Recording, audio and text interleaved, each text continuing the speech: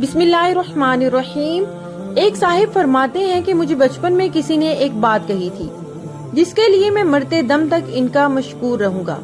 उन्होंने कहा था कि जब तुम्हें किसी की कोई बात बुरी लगे, गुस्सा दिलाए, तो कभी इस वक्त इस बात का जवाब ना देना, बल्कि अगले दिन जवाब देना। वो कहते हैं कि मुझे इस वक्त बात समझ तो ना आई, लेकिन मैंने इसे ज़हन में बिठा लिया।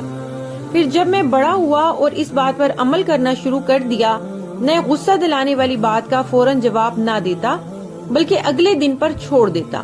लेकिन अगले दिन मुझे एहसास होता कि वो बात तो थी ही बहुत फजूल, वो तो जवाब देने के काबिल ही नहीं थी। फिर मुझे समझ आई कि दरअसल उन्होंने मुझे वो गुस्से का लम्हा खामोश रहना सिखाया है। मैं सारी जिंदगी इनका मशकूर रहूंगा। आज साइकोलॉजी भी यही कहती है कि इंसान के जिस्म में गुस्सा दिलाने वाला हार्मोन सिर्फ 12 मिनट तक एक्टिव रहता है। बस हमें इस वक्त को गुजारना होता है।